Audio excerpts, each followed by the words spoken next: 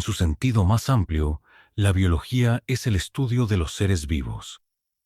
Es desde un punto de vista objetivo la ciencia de la vida.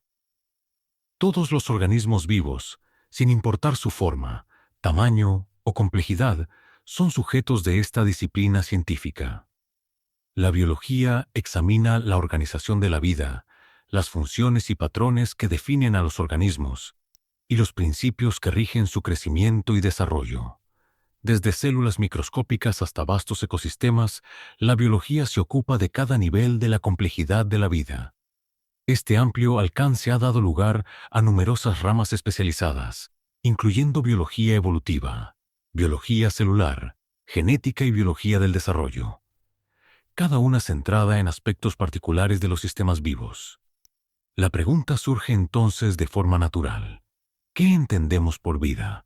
Aunque no existe una única definición universalmente aceptada, la mayoría de los organismos vivos comparten ciertas características fundamentales.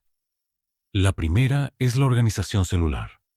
Todo organismo vivo está compuesto por una o más células que llevan a cabo las funciones esenciales de la vida.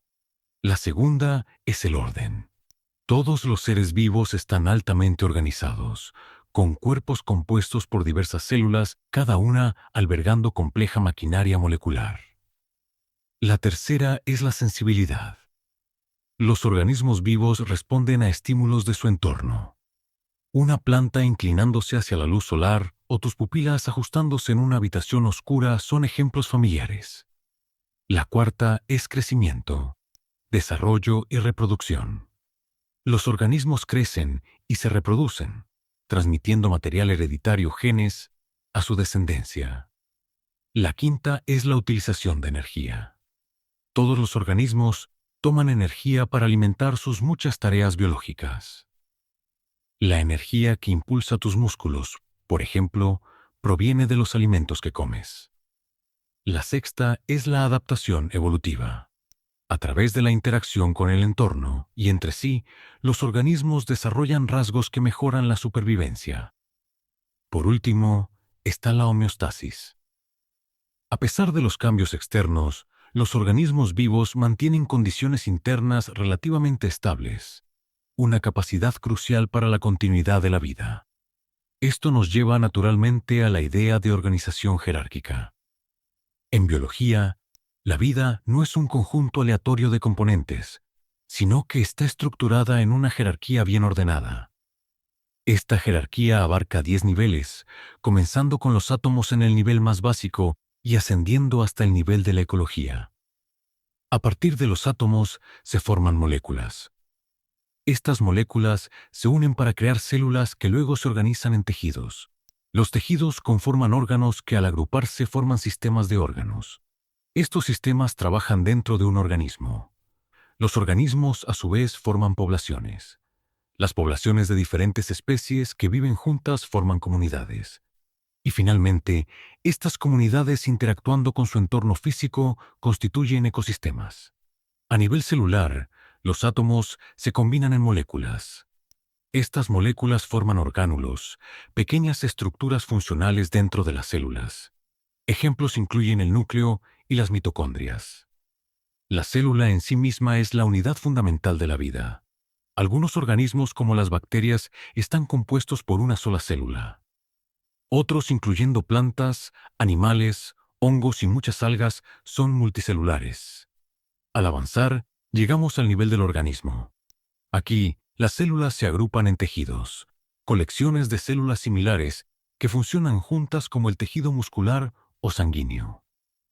Estos tejidos se combinan para formar órganos como el corazón o el cerebro, cada uno compuesto por diferentes tejidos organizados para una función específica. Los órganos luego se organizan en sistemas de órganos. El sistema nervioso, por ejemplo, incluye órganos sensoriales, el cerebro y la médula espinal. A nivel de población, los organismos de la misma especie que viven en la misma área constituyen una población. Múltiples poblaciones de diferentes especies coexistiendo en un entorno compartido forman una comunidad. Cuando esta comunidad se combina con su entorno físico, el resultado es un ecosistema un sistema dinámico completo de interacciones vivas y no vivas. A medida que ascendemos por estos niveles, emergen nuevas características que no estaban presentes en niveles inferiores. Estas se llaman propiedades emergentes. Por ejemplo, una célula funcional demuestra habilidades que no se encuentran en las moléculas que la componen.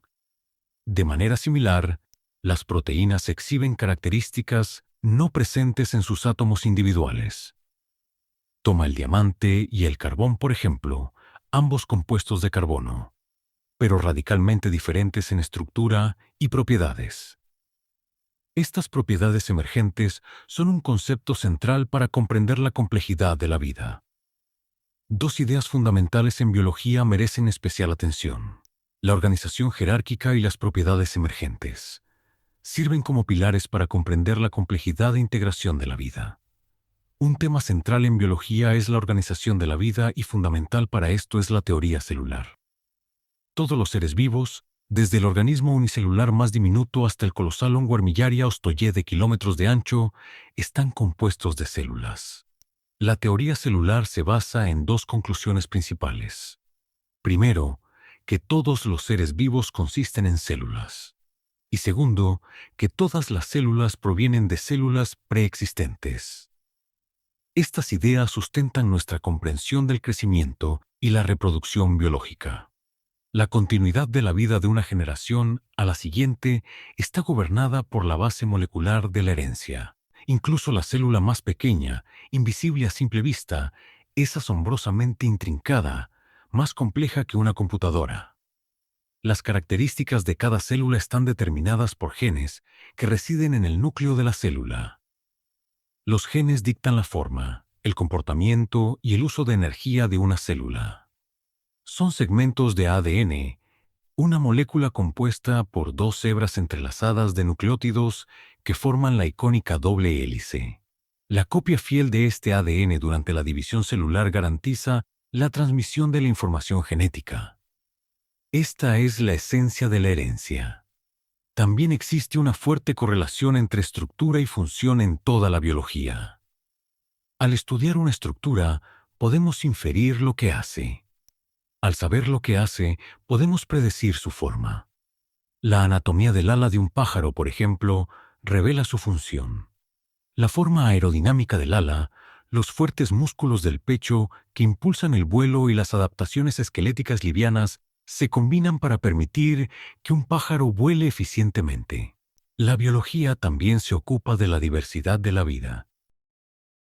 Los científicos han identificado hasta ahora alrededor de 15 millones de especies, incluyendo más de 260,000 plantas, casi 50,000 vertebrados y más de 750,000 insectos.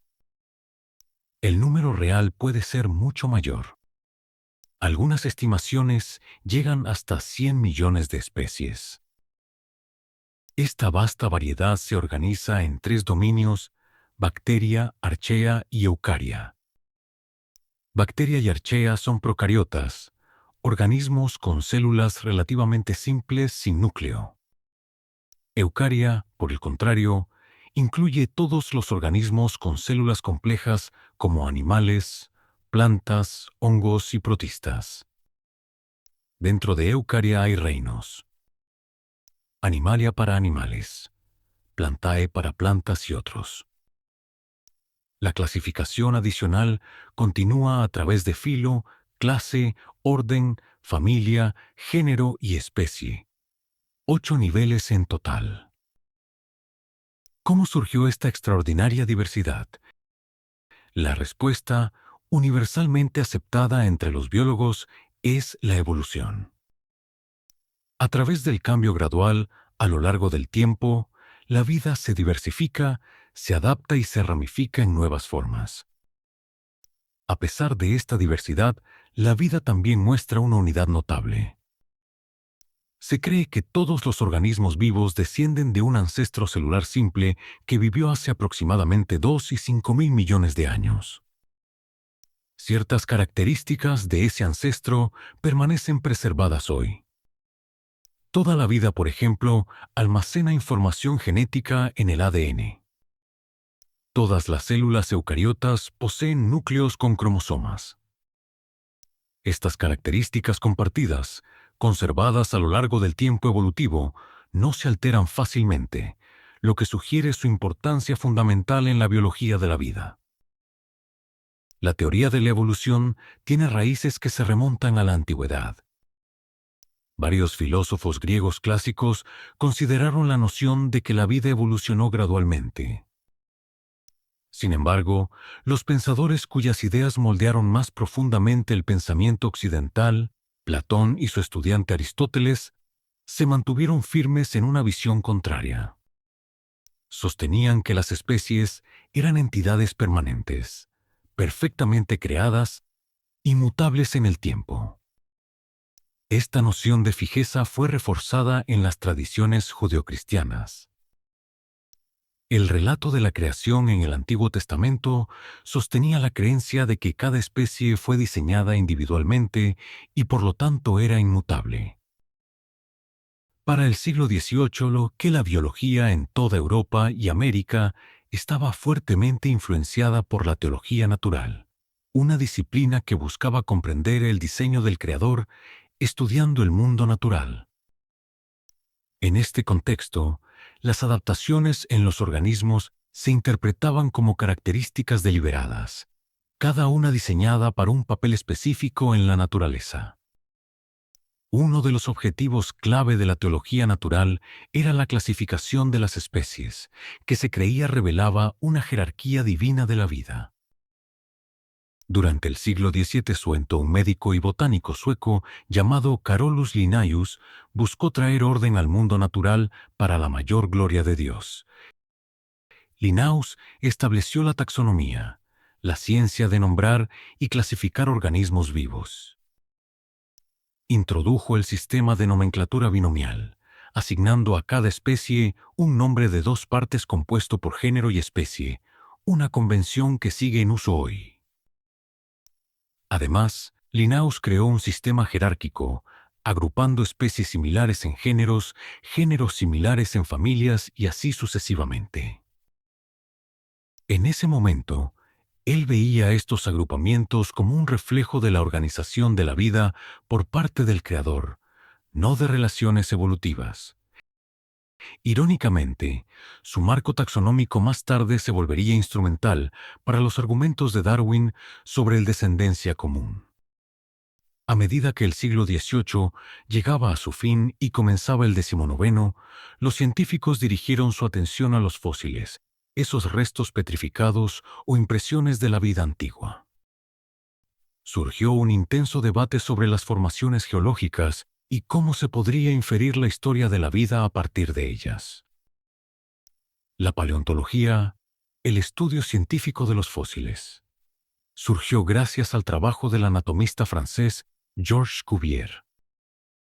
Al estudiar los estratos en el basamento de París, Cuvier observó que cada capa geológica contenía su propio conjunto único de fósiles.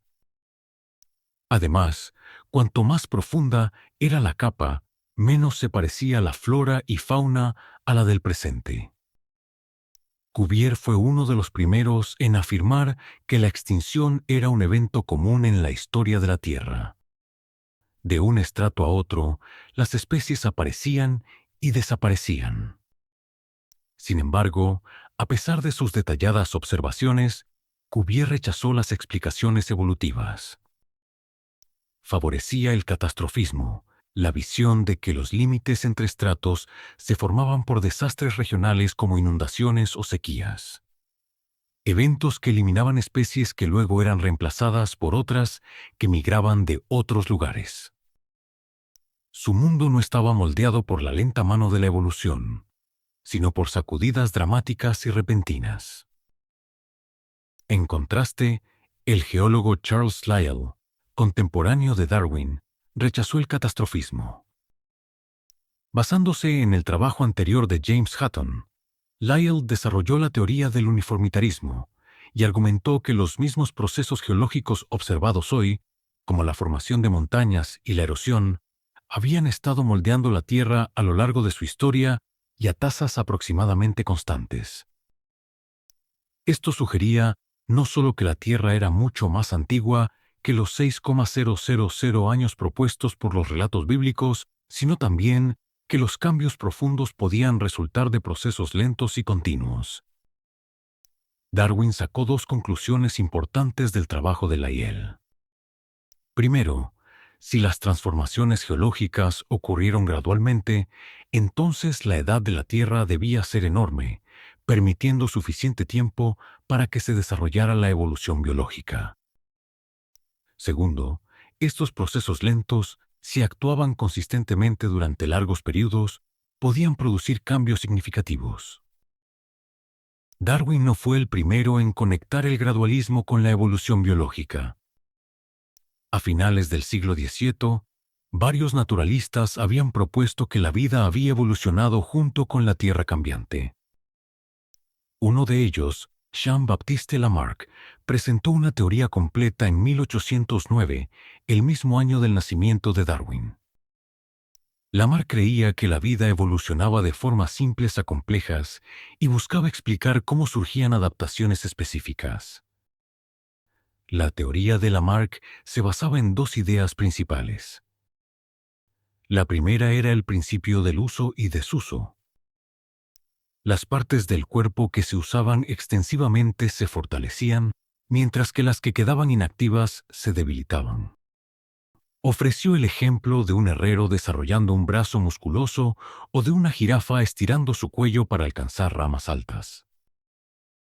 La segunda idea era la herencia de los caracteres adquiridos, la creencia de que los rasgos adquiridos durante la vida de un organismo podían transmitirse a su descendencia. El cuello alargado de la jirafa, argumentaba Lamarck, era el resultado acumulado de muchas generaciones estirándose cada vez más. Aunque imaginativo, este modelo era defectuoso. No hay evidencia de que los rasgos adquiridos puedan heredarse.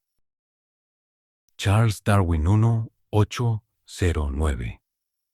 1.8.8.2.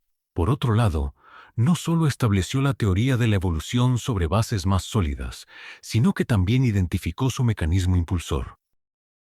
Desde joven, Darwin estaba fascinado por la naturaleza. A los 22 años, emprendió un viaje de 5 años a bordo del HMS Beagle, comenzando en diciembre de 1831. Sus viajes lo llevaron a través de continentes e islas, ofreciéndole una amplia visión de la biodiversidad de la Tierra. Examinó aves, plantas fósiles y un sinfín de otros especímenes, haciendo observaciones cuidadosas que más tarde transformarían el pensamiento biológico. A su regreso, Darwin pasó años revisando sus notas y evidencia. Eventualmente propuso que la diversidad de la vida en la Tierra era producto de la evolución mediante la selección natural. En esta visión, nuevas especies surgen de ancestros mediante la acumulación gradual de adaptaciones adecuadas a diferentes entornos. La selección natural, argumentó Darwin, es el mecanismo por el cual ciertos rasgos se vuelven más comunes en una población. Los organismos mejor adaptados a su entorno tienen más probabilidades de sobrevivir y reproducirse. Darwin presentó estas ideas junto con abundante evidencia en su obra seminal El origen de las especies, publicada en 1859. El libro fue ampliamente leído y profundamente influyente. Transformó la teoría evolutiva de un concepto especulativo en un principio unificador central de la biología. Para comprender el significado general de la evolución, primero se deben considerar 5 conceptos centrales: descendencia con modificación, variación, selección natural, adaptación y origen de las especies. Darwin comenzó con la noción de unidad en la vida, observando que todos los organismos están conectados a través de la descendencia de un ancestro común, algún prototipo desconocido que existió en el pasado lejano. A medida que estos descendientes se extendieron a diversos entornos durante millones de años, experimentaron numerosos cambios. Estos cambios o adaptaciones les ayudan a sobrevivir y prosperar en sus hábitats respectivos. Este proceso, en el que los rasgos observables y la información genética se transmiten de una generación a la siguiente, se conoce como descendencia con modificación. Forma la base de la visión de Darwin sobre la vida. El principio se refiere específicamente a la transmisión de rasgos heredables, aquellos basados en material genético. Para aclarar, no todos los rasgos o características observados en un ancestro se transmiten. Solo las características codificadas en el ADN pueden heredarse. Por ejemplo, en los humanos, el color de ojos, la pigmentación de la piel, el tipo de sangre y la predisposición a la calvicie son ejemplos de rasgos que pueden transmitirse de padres a hijos. Estos están gobernados por material genético.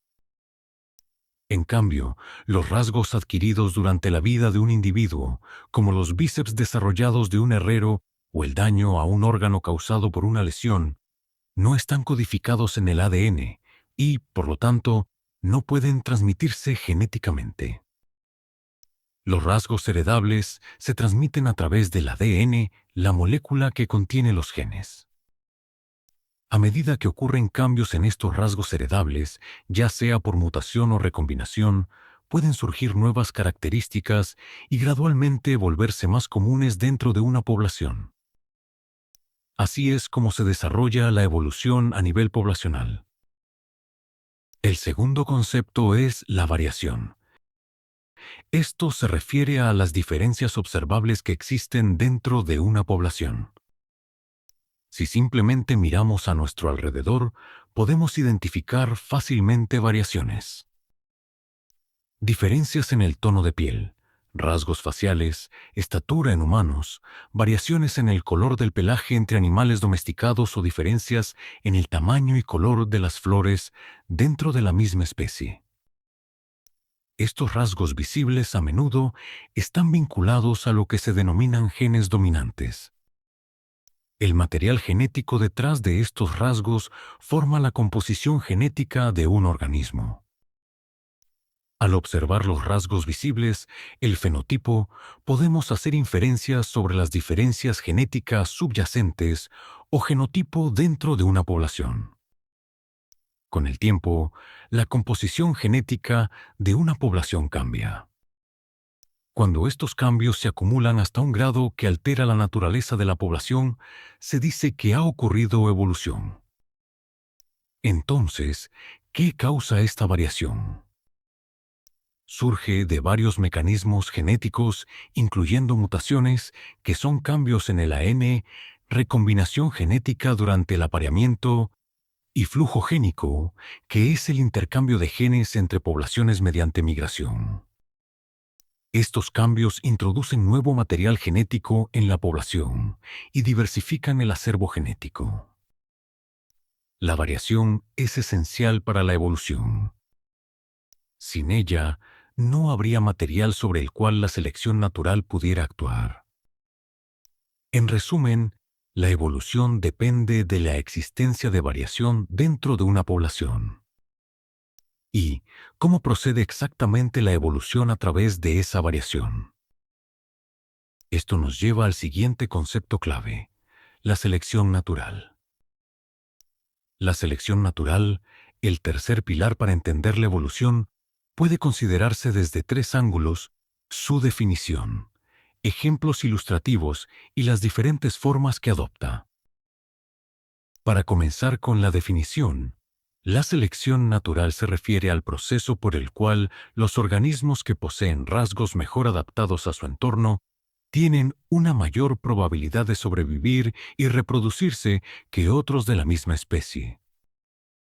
Estos rasgos ventajosos, al ser heredables, tienen más probabilidades de transmitirse a futuras generaciones. Con el tiempo, los genes asociados con estos rasgos se vuelven más comunes en la población. De esta manera, la naturaleza selecciona los rasgos que mejor preparan a los organismos para prosperar bajo condiciones ambientales específicas. Un ejemplo bien conocido de selección natural se extrae del período de la Revolución Industrial. A medida que las fábricas a carbón se extendieron por el paisaje, el humo denso oscureció los bosques circundantes. En estos entornos manchados de hollín vivían dos variedades de polilla, una blanca y otra negra. En la corteza oscura de los árboles, las polillas negras estaban mejor camufladas, evitando la atención de las aves depredadoras. Las polillas blancas, en cambio, se destacaban y eran más frecuentemente devoradas. Como resultado, la población gradualmente pasó de una mezcla de polillas negras y blancas a predominantemente negras. Este ejemplo, simple pero poderoso, demuestra cómo el cambio ambiental puede influir en la supervivencia y el éxito reproductivo de los organismos, conduciendo a cambios evolutivos mediante la selección natural. Para entender cómo opera la selección natural, consideremos una población hipotética de escarabajos. El primer requisito es la variación, diferencias en rasgos físicos como el color. Supongamos que los escarabajos son de colores verde y marrón. El segundo requisito es el éxito reproductivo diferencial. No todos los individuos se reproducen por igual y diversos factores limitan el crecimiento de la población. En este caso, los escarabajos verdes son más visibles para los depredadores y son devorados con mayor frecuencia, reduciendo su éxito reproductivo en comparación con los escarabajos marrones. El tercer requisito es que estos rasgos sean heredables. Los escarabajos marrones tienden a producir descendencia marrón y los verdes descendencia verde, porque estos rasgos de color están codificados en sus genes. Dadas estas tres condiciones, variación, éxito reproductivo desigual y heredabilidad, ocurre la selección natural. Con el tiempo, los escarabajos marrones, al estar mejor camuflados y tener más probabilidades de sobrevivir, se vuelven más numerosos. La población evoluciona a medida que estos rasgos se propagan. Si estos criterios se cumplen en cualquier población, la evolución mediante selección natural no solo es posible, sino inevitable. La selección natural también se presenta en varias formas. La selección direccional ocurre cuando un extremo de un rasgo es favorecido, desplazando a la población en esa dirección. La selección disruptiva favorece a los individuos en ambos extremos de un rasgo, a menudo conduciendo a dos formas distintas dentro de una población. La selección estabilizadora favorece los rasgos promedio, reduciendo la variación y manteniendo el statu quo. La selección sexual involucra rasgos que aumentan las probabilidades de apareamiento de un individuo, incluso si esos rasgos no son necesariamente beneficiosos para la supervivencia. Por último, la selección artificial es el resultado de la intervención humana, donde ciertos rasgos son deliberadamente elegidos y propagados en especies domesticadas. Al considerar las consecuencias de la evolución a través de la selección natural, se hace evidente que, si bien los efectos pueden influir tanto en características estructurales como en tendencias conductuales de los organismos, los resultados más inmediatamente observables tienden a ser adaptaciones físicas y de comportamiento. Por esta razón, vale la pena examinar la adaptación más de cerca. La adaptación involucra tres aspectos principales: su definición, sus mecanismos y sus consecuencias. Para comenzar, la adaptación es el proceso por el cual los organismos se vuelven más aptos para sus hábitats. En otras palabras, es cómo los rasgos que mejoran la supervivencia y reproducción en un ambiente particular son favorecidos y se vuelven más comunes con el tiempo. Adaptabilidad, por otro lado, se refiere al estado de estar bien adaptado a un entorno, es decir, el grado en que un organismo puede sobrevivir y reproducirse bajo condiciones ecológicas específicas. Los organismos deben enfrentarse constantemente a recursos limitados y a la competencia por la supervivencia. Aquellos con rasgos que confieren ventaja en su ambiente particular son seleccionados naturalmente, lo que lleva a una mayor probabilidad de que estos rasgos se transmitan a la siguiente generación.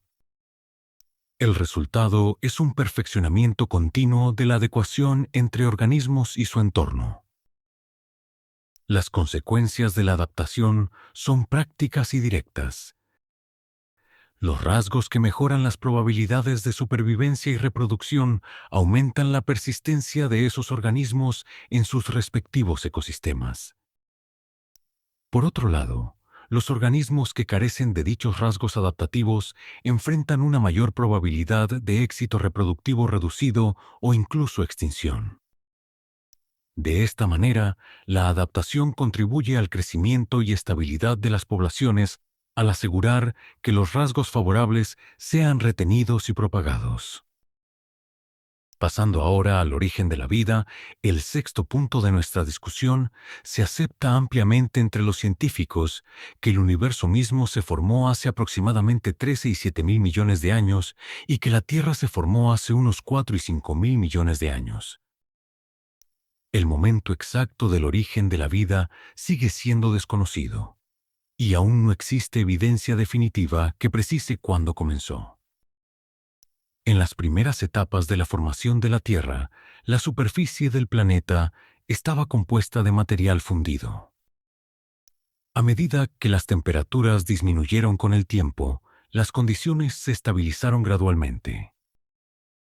La distancia de la Tierra al Sol, junto con la presencia abundante de agua, creó un ambiente propicio para que surgiera la vida. En contraste, planetas como Mercurio y Venus están demasiado cerca del Sol, mientras que Marte y Júpiter están demasiado lejos, haciéndolos menos favorables para el desarrollo de la vida tal como la conocemos. La vida, tal como la entendemos, se basa en el carbono, un elemento versátil que se cree fue introducido en el ambiente terrestre en parte a través de erupciones volcánicas. El carbono, en combinación con elementos como hidrógeno, oxígeno y nitrógeno, forma aminoácidos, los bloques constructores de las proteínas. Las proteínas, a su vez, son esenciales para los procesos celulares. Las enzimas y otras proteínas catalíticas permiten a los organismos realizar funciones biológicas fundamentales. El progreso de la vida parece seguir un patrón de formas más simples a más complejas. Incluso si la vida comenzó siendo pequeña y limitada en número, se expandió y diversificó significativamente con el tiempo. Es importante destacar que cualquier organismo que dependa de otro para sobrevivir, como un virus, no puede considerarse una forma de vida verdaderamente original. Los virus y entidades similares probablemente aparecieron después de que los primeros organismos autónomos ya habían evolucionado. La evidencia física más temprana de vida apunta a la formación espontánea de aminoácidos mediante reacciones químicas en los océanos y lagos de la Tierra antigua, un evento estimado hace aproximadamente 3.000 millones de años. Algunos científicos, sin embargo, proponen una teoría alternativa que la vida podría haberse originado en un exoplaneta y llegado a la Tierra por medios cósmicos. También hay evidencia que sugiere que las moléculas de ARN, cruciales para el almacenamiento y transferencia de información genética, podrían haberse formado mediante reacciones químicas en el temprano ambiente terrestre. Esto ha llevado a algunos investigadores a argumentar que el momento definitorio en el origen de la vida es la aparición de moléculas capaces de autorreplicarse y transmitir información. Hoy en día, los científicos continúan investigando estas cuestiones mediante experimentos de laboratorio. Su objetivo es recrear condiciones que podrían permitir la generación espontánea de la vida, o al menos de sus precursores moleculares. Estos esfuerzos forman parte de un intento continuo de comprender no solo cómo funciona la vida, sino cómo comenzó por primera vez. Independientemente, aunque solo las células eucariotas contienen mitocondrias, los procariontes son capaces de producir energía. Curiosamente, aunque ambos progenitores poseen mitocondrias, solo las mitocondrias maternas se transmiten a la descendencia. Este orgánulo desempeña un papel central en la producción de energía. Funciona como un sistema digestivo a nivel celular, descomponiendo los nutrientes en energía utilizable. Esta energía impulsa casi toda actividad en nuestra vida diaria, desde caminar y pensar hasta el simple acto de respirar mientras dormimos. El proceso de producción de energía en las mitocondrias ocurre en 3 etapas, generando un total de 36 moléculas de energía conocidas como adenosina trifosfato o ATP. La primera etapa produce 4 moléculas, la segunda 6, y la última etapa genera 24. Por esta razón, las mitocondrias son frecuentemente llamadas las centrales energéticas de la célula. Los lisosomas son pequeñas vesículas rodeadas por membrana que se encuentran en el citoplasma de la célula y están asociadas con el aparato de Golgi. Contienen sustancias ácidas que descomponen bacterias y virus dañinos que invaden la célula. Los lisosomas también ayudan a digerir nutrientes como proteínas y grasas y reciclan mitocondrias desgastadas para mantener la eficiencia celular. El citoesqueleto, del cual hay miles en cada célula viva, es principalmente responsable de la síntesis de proteínas. Cuando una célula requiere proteína, el ARN mensajero o mRNA entrega el plano genético desde el núcleo hasta el citoesqueleto ubicado fuera de él. El citoesqueleto tiene 2 partes, una sección más pequeña que lee el mensaje del mRNA y una sección más grande que construye proteínas a partir de aminoácidos entregados por el ARN transferencia o tRNA. Este proceso forma una cadena continua de aminoácidos, ensamblando proteínas según las instrucciones originales llevadas por el mRNA. Los orgánulos mencionados aquí representan solo una selección de los muchos componentes intrincados dentro de la célula. Por supuesto, hay muchos más por descubrir, aunque, para esos, hay que consultar fuentes posiblemente menos relajantes.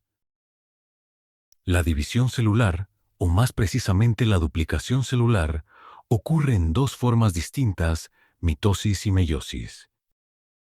La mitosis es el proceso responsable de restaurar y reemplazar células dañadas, como aquellas afectadas durante infecciones.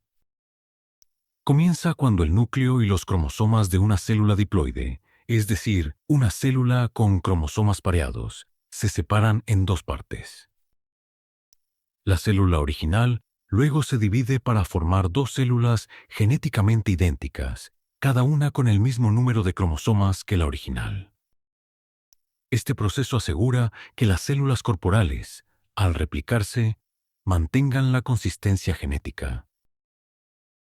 La meiosis, por otro lado, ocurre solo en organismos que se reproducen sexualmente. Este tipo de división celular conduce a la formación de 4 células reproductivas, o gametos, a partir de una sola célula diploide. La meiosis se desarrolla en 2 fases. En la primera fase, la célula diploide se divide para producir 2 nuevas células con el mismo número de cromosomas que la original. En la segunda fase, estas 2 células se dividen nuevamente, resultando en 4 células. Estas células finales, espermatozoides en los hombres y óvulos en las mujeres, contienen la mitad del número de cromosomas de la célula diploide original.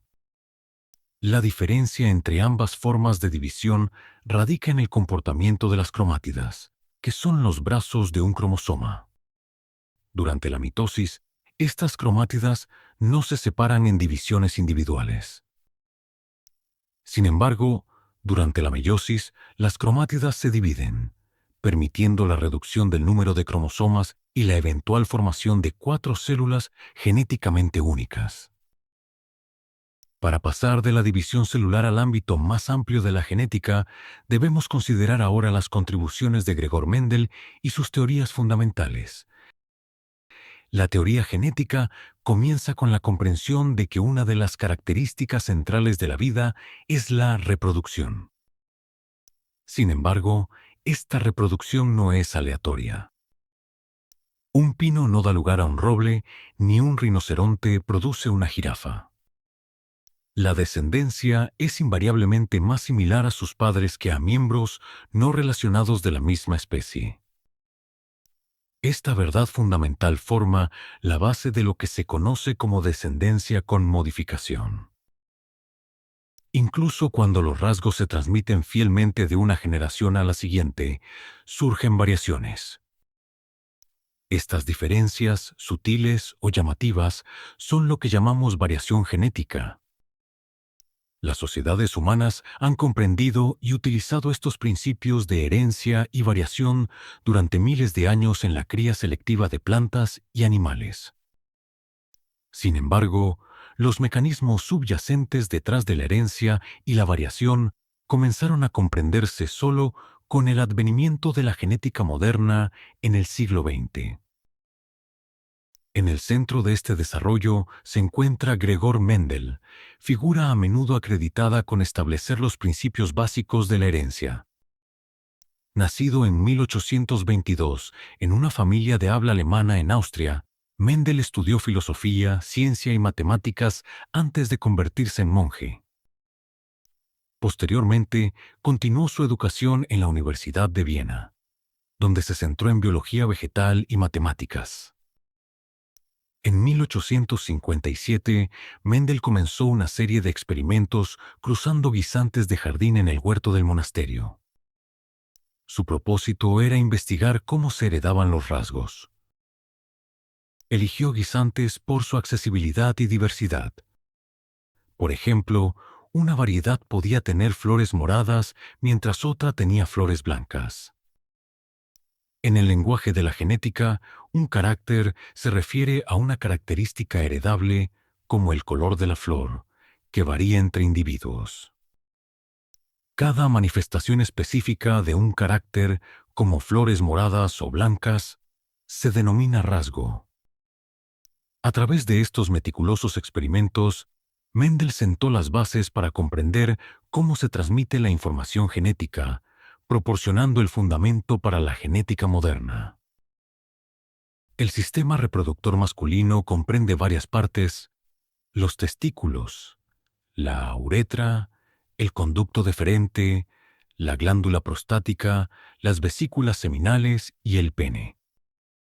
Cada día, los testículos producen alrededor de 200 millones de espermatozoides. Esta producción masiva está regulada por hormonas liberadas por la glándula pituitaria, controladas a su vez por los genes y situada en la región de la amígdala del cerebro. Estas hormonas, al circular por el torrente sanguíneo, no solo inician la producción de esperma, sino que también ayudan en su maduración. Una vez maduros, los espermatozoides se transportan al epidídimo, donde reciben nutrición y se almacenan. La fecundación comienza cuando los espermatozoides ingresan al tracto reproductor femenino durante la eyaculación, liberando aproximadamente 300 millones de células. Estas células pueden sobrevivir en el ambiente femenino durante 4 a 5 días. Sin embargo, la mayoría muere debido al entorno ácido, y solo unos pocos cientos logran llegar al óvulo. De estos, solo un espermatozoide logra penetrar el óvulo liberando enzimas desde su acrosoma, creando un punto de entrada y evitando que otros espermatozoides ingresen. La fusión del espermatozoide y el óvulo forma un cigoto, que luego se divide en 2 células genéticamente idénticas, formando la mórula. La mórula continúa dividiéndose hasta formar un blastocisto, que contiene una masa celular interna llamada embrioblasto, rodeada por una capa denominada trofoblasto.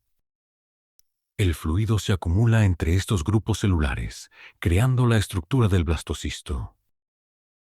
Las células del embrioblasto son células madre pluripotentes, capaces de desarrollarse en cualquier tipo de célula. Estas células migran a diferentes regiones del embrión en desarrollo, preparándose para formar tejidos y órganos. La diferenciación celular permite que una célula general se convierta en un tipo especializado, como célula sanguínea, cutánea u orgánica.